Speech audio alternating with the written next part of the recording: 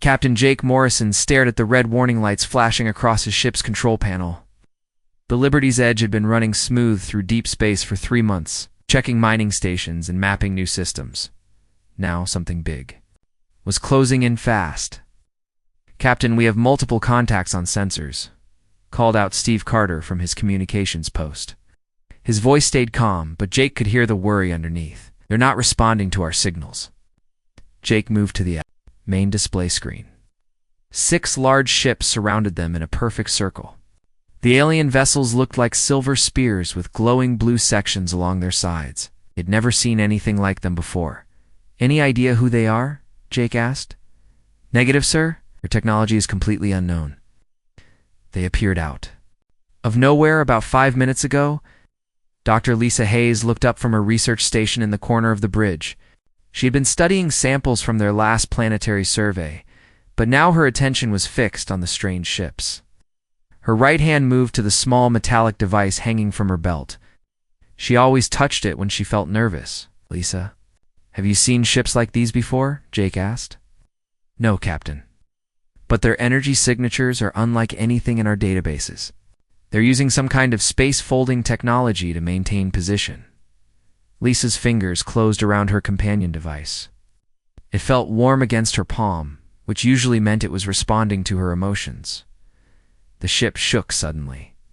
Not from weapons fire, but from some kind of energy field wrapping around them.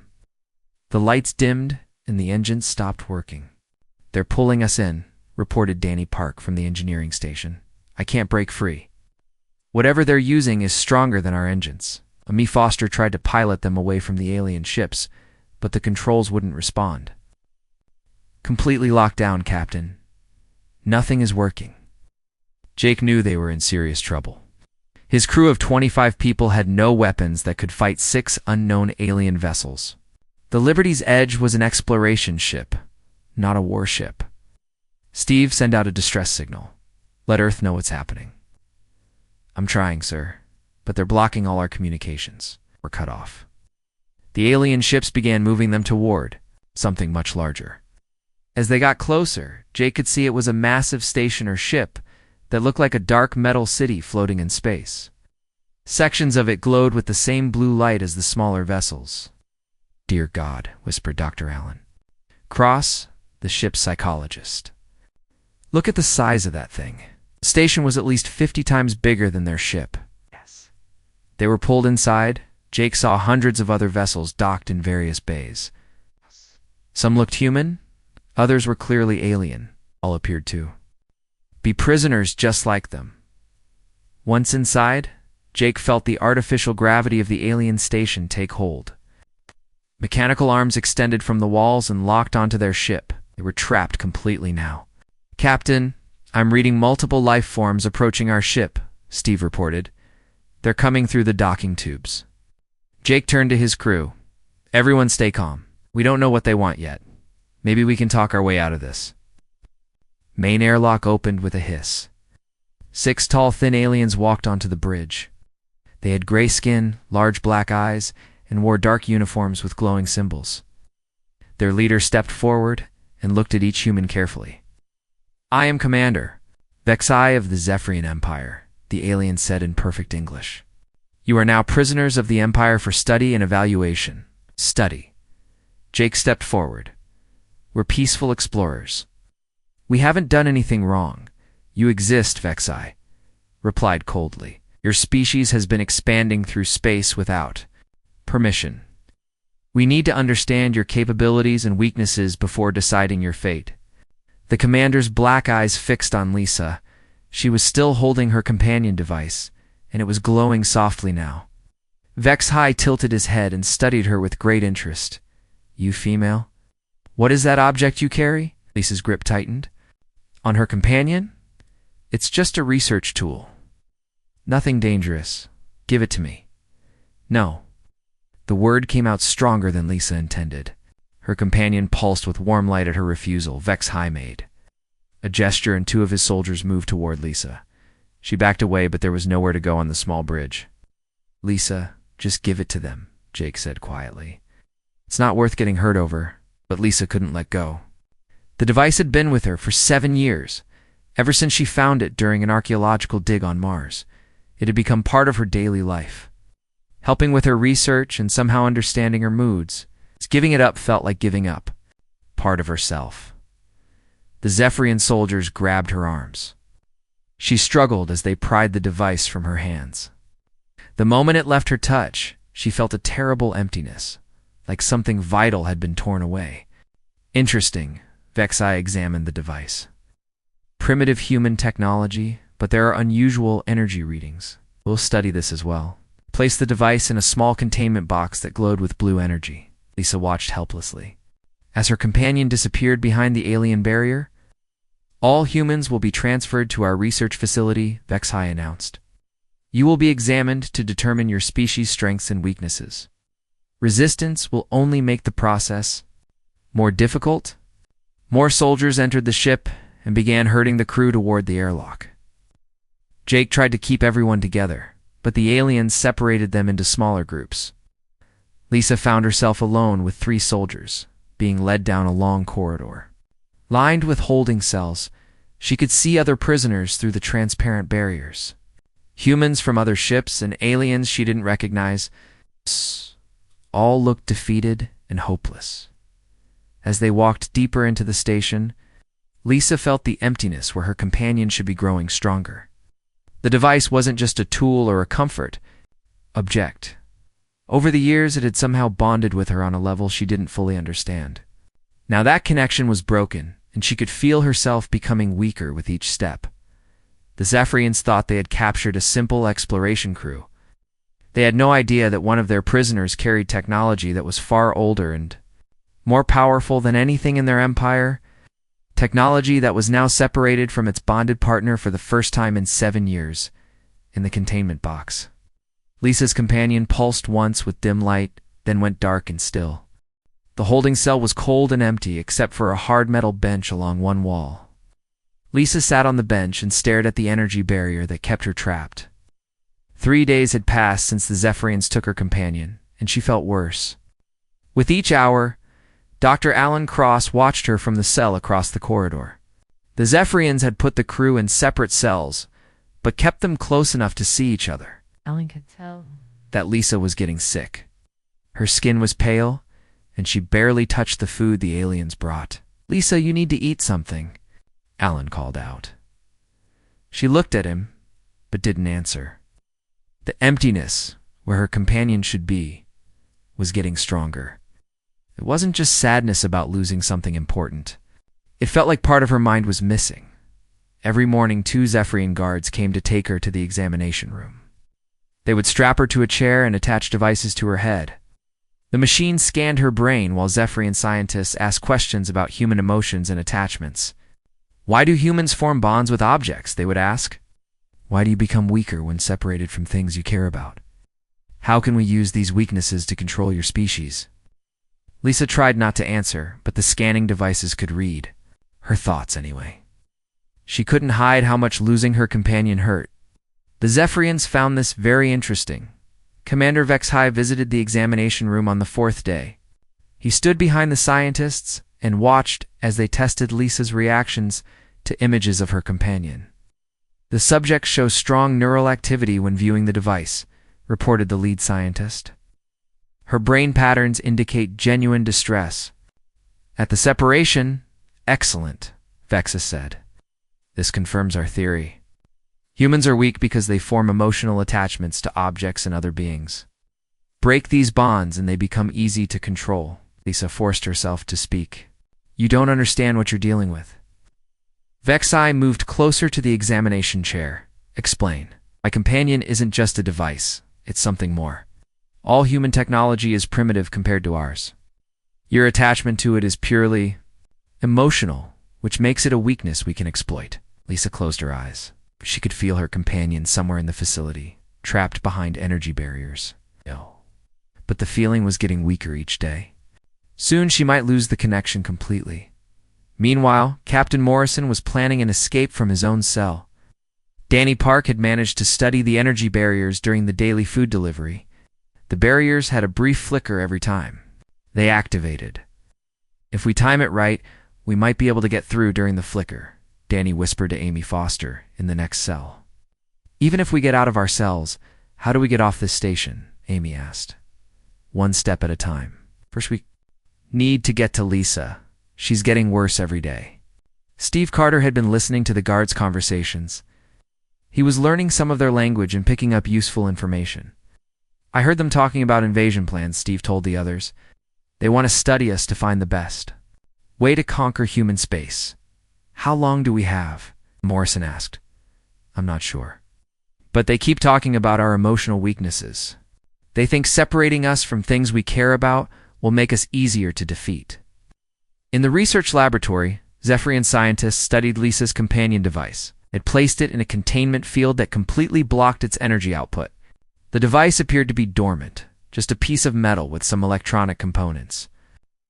The technology is interesting, but not advanced, the lead researcher told his team. The emotional attachment the human female shows is completely irrational. But the scientists were wrong about what they were looking at. The device wasn't just technology. It was something that had been waiting on Mars for thousands of years. Something that had bonded with Lisa on levels the Zephyrians couldn't measure or understand. Inside the containment field, the companion pulsed with very faint energy. It was learning about the Zephyrian systems while appearing to be inactive. The field that held it was strong, but not perfect. Tiny amounts of energy leaked through, carrying information about the station's layout and defenses. Lisa felt these weak pulses during her daily examinations. They were so faint that even she wasn't sure if they were real or just her imagination. Each pulse gave her a small bit of hope. On the 7th day, Lisa collapsed during an examination. Her vital signs dropped, and the Zephyrian doctors had to keep her alive with their medical equipment. The subject is dying, the medical officer reported to Commander Vexai. How long does she have? Perhaps 2 days. The separation from her device is causing her body to shut down. Vexai was pleased. Bring the other humans to witness her final moments. Let them see what happens when emotional attachments are broken. It will be a valuable lesson. The guards brought Morrison, Cross, Park, Foster, and Carter to the examination room. They were forced to watch as Lisa lay unconscious on the medical table, barely breathing. This is what happens to humans who form inappropriate attachments. Vexai told them, your species is fatally flawed. Become weak when separated from things you care about. Dr. Cross stared at Lisa's pale face. As a psychologist, he understood that her bond with the device was deeper than the aliens realized. They thought it was just emotional attachment, but it seemed to be something more physical and mental. She's not just sad, Cross said quietly. She's actually dying from the separation. Exactly, Vexai replied, which proves that humans are too weak to resist the Empire. We will use this knowledge to conquer your entire species. But down in the containment laboratory, something was changing. Lisa's companion device was no longer completely dormant. The energy pulses were getting stronger, and the containment field was starting to fluctuate. The Zephyrians had made a crucial mistake. They thought Lisa's bond with her companion was a human weakness. They didn't realize it was about to become humanity's greatest strength. Lisa's breathing became weaker as she lay on the examination table. The Zephyrian medical machines beeped softly, showing that her heart was slowing down. Commander Vexai stood with his scientists, watching her die with cold interest. Captain. Morrison pulled against the restraints holding him to the wall. Let us help her, please. She is beyond help, Vexai replied. This is a natural result of breaking human emotional bonds. Your species is truly pathetic. Dr. Cross watched Lisa's pale face and felt helpless anger building inside him. Don't understand what you've done. That device isn't just a tool to her. It is merely primitive technology. Her attachment to it is irrational. No, it's something more. I've watched her with that device for years. They're connected in ways we don't fully understand. Vexai ignored him and turned to his medical officer. How much longer? Minutes, perhaps less. Lisa's eyes opened slowly. She looked at her crewmates chained to the wall, then at the Zephyrians studying her like a specimen. Tears began to flow down her cheeks. I'm sorry, she whispered to her friends. I failed you all. Didn't fail anyone, Morrison said firmly. "Stay strong, Lisa." But Lisa couldn't stay strong anymore. The emptiness where her companion belonged was consuming her from the inside. She had tried to fight it for 8 days, but now she was too weak to continue. "I'm sorry," she said again, but this time she wasn't talking to her crewmates. She was talking to her companion, wherever it was in the station. "I wasn't strong enough to protect you." Her tears fell faster now. They dropped from her face onto the examination table and rolled toward the floor drains. Lisa closed her eyes and let herself cry for the first time since her capture. "Fascinating," one of the Zephyrian scientists said. "The emotional release appears to be accelerating her." Physical decline. What the scientists didn't know was that Lisa's tears carried more than just salt and water. During her 7 years with the companion device, it had slowly changed her body chemistry. Her tears now contained traces of unique proteins and neural transmitters that had developed from their bond. The tears flowed into the station's water recycling system. From there, they spread through the ventilation and life support networks. Microscopic amounts of Lisa's genetic material and bonding chemicals began circulating throughout the entire facility.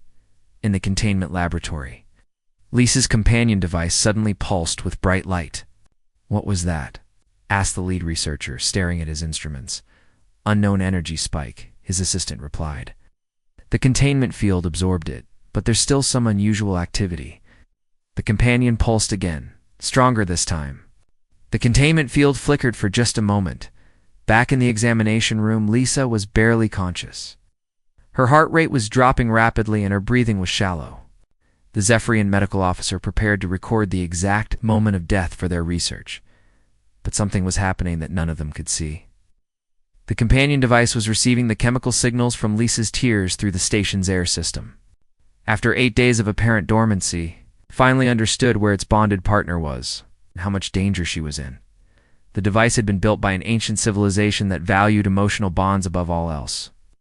It was designed to respond to genuine love and loyalty, growing stronger when those connections were threatened. Lisa's tears weren't just sadness, they were the purest expression of her bond with the companion. In the laboratory, alarms began to sound. The containment field around Lisa's companion was failing rapidly. "Increase power to the containment system," ordered the lead researcher. "I'm trying, but something is interfering with our equipment. The device is somehow disrupting the field from inside." The companion device began to change. What had appeared to be a simple metallic object, the size of a book, was now growing and reshaping itself. The Zephyrian scientists watched in horror as it expanded beyond the boundaries of their containment field. "Evacuate the laboratory," the lead researcher shouted, but it was too late. The companion broke free from its containment with a pulse of energy that destroyed half the equipment in the room. It continued growing and changing, taking on a form that looked both mechanical and alive. Ancient technology flowed like liquid metal, creating wings and claws and a long serpentine body. The creature that emerged looked like the dragons from old Earth myths, but made of living metal that glowed with inner fire. The dragon stretched its wings and let out a roar that shook the entire station. Then it turned toward the examination room where Lisa was dying, could sense her location through their bond. And nothing was going to stop it from reaching her. It smashed through the laboratory wall, began moving through the station's corridors. Zephyrian guards tried to stop it with their energy weapons, but the shots barely slowed it down. The dragon's hide absorbed the energy and used it to grow even larger. Commander Vex High received emergency reports from all over the station. "Something has escaped from Laboratory 7. It's moving toward the medical section." "What kind of something?" "Unknown, sir. It appears to be the human device, but it has transformed into something else entirely." Vex High felt real fear for the first time in years. "Seal all corridors. Stop it from reaching the humans." But the dragon was unstoppable. It tore through blast doors like they were made of paper. Security barriers melted under its claws. Nothing the Zephyrians had could contain something powered by the pure, emotional bond between Lisa and her companion. In the examination room, Lisa's heart stopped beating. The medical machines flatlined as her body finally gave up its fight. Dr. Cross shouted in anger and grief. Morrison cursed the aliens for letting her die. The Zephyrian scientists began recording their observations of human death. Then the wall exploded inward. The dragon burst into the room with a roar of fury that made everyone cover their ears. Its glowing eyes fixed on Lisa's still form on the examination table. The dragon moved to her side with surprising gentleness. It lowered its great head and touched her face with the tip of its snout. Energy flowed between them, the same warm light that Lisa had felt from her companion for 7 years. Lisa drew a gasping breath. Her eyes opened and locked onto the dragon's glowing gaze. "I knew you'd come," she whispered. Commander Vexai stared in shock and growing terror. The humans weren't weak because of their emotional bonds. They were dangerous beyond imagination because of them. Lisa sat up on the examination table, feeling strength flow back into her body. The dragon's touch had not only saved her life, but made her stronger than before. She could feel their bond deeper now, like they shared the same heartbeat. The Zephyrian scientists backed away in terror as the dragon turned its glowing eyes toward them. Commander Vexai reached for his weapon, but the dragon moved faster than anything that size should be able to move. One sweep of its tail sent the aliens flying across the room.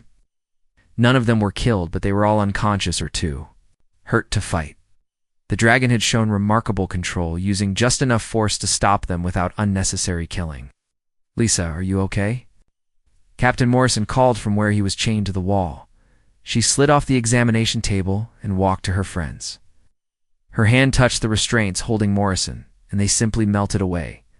The dragon's power was flowing through her now, giving her abilities she had never had before. "I'm better than okay," she said, freeing Dr. Cross next. "I understand now what my companion really is." "What do you mean?" Cross asked, rubbing his wrists where the restraints had been. Lisa looked at the dragon, which had shrunk down to fit better in the room, but still filled most of the space. "It's not from Earth. It's ancient technology, from a civilization that died out long ago. They valued emotional bonds above everything else." She freed Danny Park, Amy Foster, and Steve Carter while she explained, "The device I found on Mars was waiting for someone who could form a true connection with it.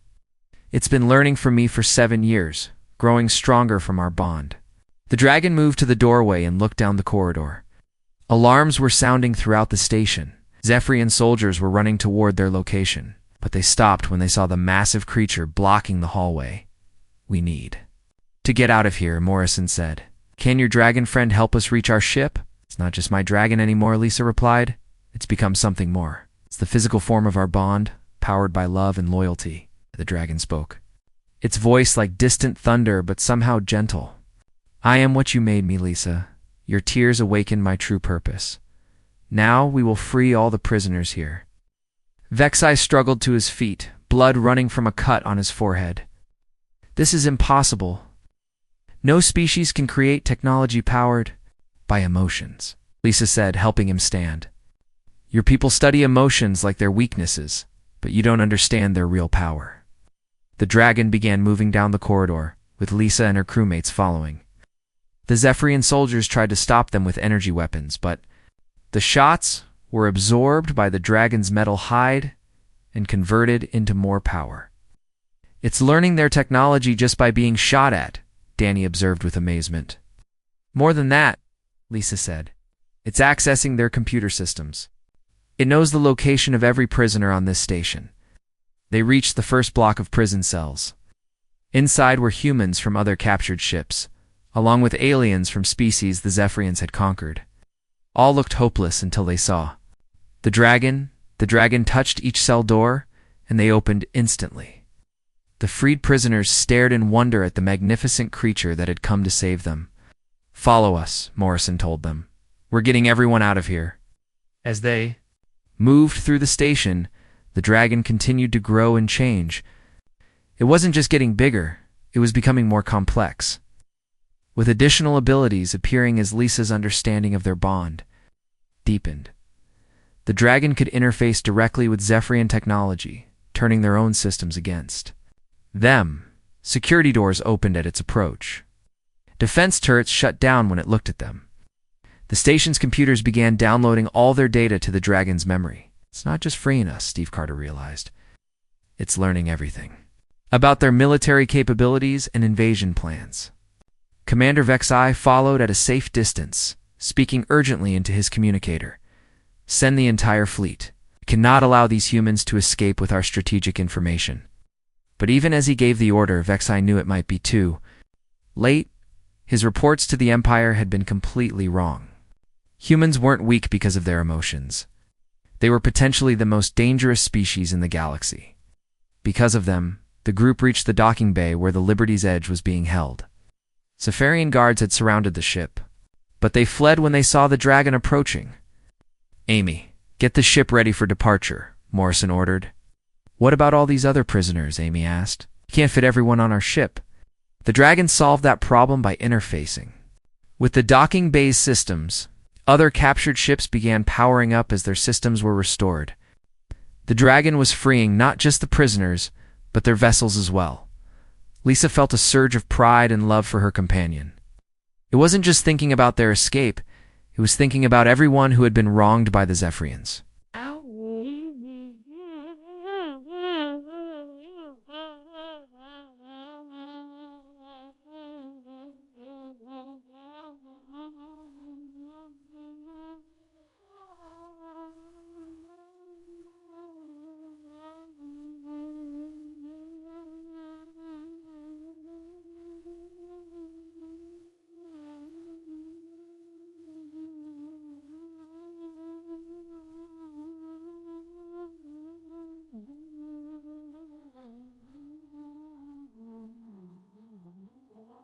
Rewind or somewhere.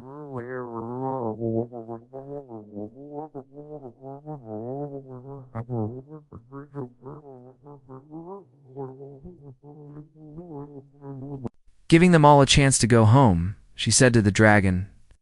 As they gave me a chance to become what I was meant to be, it replied, showed me the true power of caring for others. Zephyrian warships were approaching the station, but the dragon had already anticipated this. It began transmitting a signal into space, not just to human colonies, but to every species that had been conquered or threatened by the Empire. The message was simple. Humanity had discovered how to turn emotions into power. To share this knowledge with anyone who wanted freedom, Commander Vexai watched his carefully ordered world falling apart. The invasion of human space would have to be canceled. More than that, the Empire itself was now in danger from species they had thought were safely subjugated. As the Liberty's Edge and dozens of other freed ships prepared to leave the station, Lisa placed her hand on the dragon's neck. She could feel its joy at finally fulfilling its ancient purpose. Ready to go home? She asked. Wherever you go is home, the dragon replied. That is what you taught me. The Zephyrian fleet arrived just as the last prisoner ships were leaving the station. 12 massive warships surrounded the escaping vessels, their weapons charging for battle. Admiral Kethfer commanded the fleet from his flagship, confident that primitive human technology could not stand against the Empire's might. Destroy the escape ships, he ordered, and not let any of them reach human space. But as the Zephyrian weapons fired, something impossible happened. Lisa's dragon expanded to enormous size, spreading its wings to shield the fleeing ships. The energy blasts struck its metallic hide and were absorbed completely, making the dragon glow brighter with each shot. Impossible, Admiral Kethfer whispered. Increase firepower. Concentrate all weapons on that creature. The entire fleet focused their attack on the dragon. Weapons that could destroy planets poured energy into the ancient being. But instead of harming it, the attacks only made it stronger and larger. Lisa stood on the bridge of the Liberty's Edge, her hand pressed against the window. She could feel every shot that hit her companion, but instead of pain, she felt its growing power. The dragon was not just absorbing energy, it was learning from each weapon type and developing defenses. Lisa, how is it doing that? Captain Morrison asked in amazement. It was built by a civilization that faced extinction, she explained.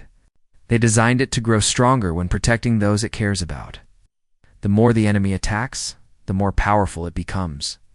Dr. Cross watched the battle with professional fascination. It's like the ultimate expression of defensive love. The harder they try to hurt what it protects, the more unstoppable it becomes.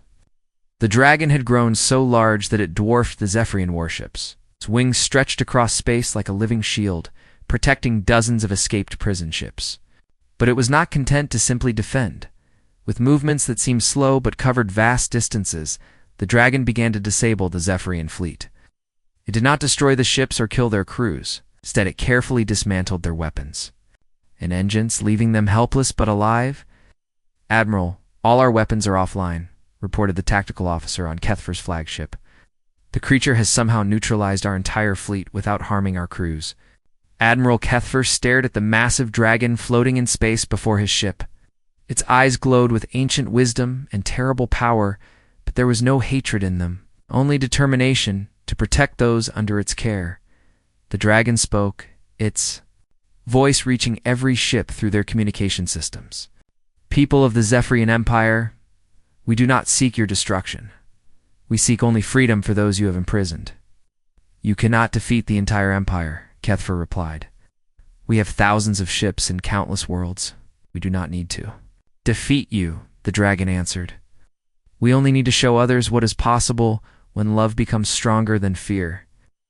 On planets throughout Zephyrian space, the dragon's message was being received by conquered species.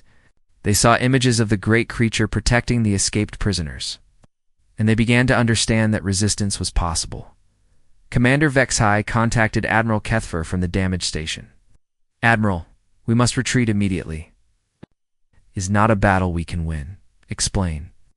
"The humans have weaponized their emotions. Their bonds of love and loyalty can create beings of unlimited power. If other species learn this secret, our empire will fall." Kethfer looked at his disabled fleet and the dragon that had defeated them without killing a single Zephyrian. He was a military commander, and he knew when he faced superior force. "All ships retreat to the Imperial border," he ordered. "Send word to the Emperor that the invasion of human space is cancelled." As the Zephyrian fleet limped away, the dragon began to shrink back to a more manageable size. It settled onto the hull of the Liberty's Edge, wrapping its body around the ship like a protective embrace. Lisa felt the dragon's satisfaction at having protected everyone without unnecessary killing. This was what its ancient creators had intended, not a weapon of destruction, but a guardian powered by love. The rescued ships began their journeys home to dozens of different worlds. Many carried the dragon's message about the power of emotional bonds.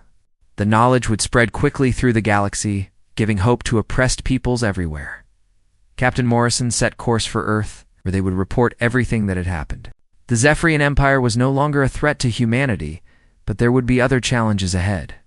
"What happens now?" Dr. Cross asked Lisa as they watched the stars. "Now we learn," she replied.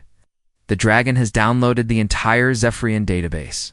We know about other empires, other species that need help.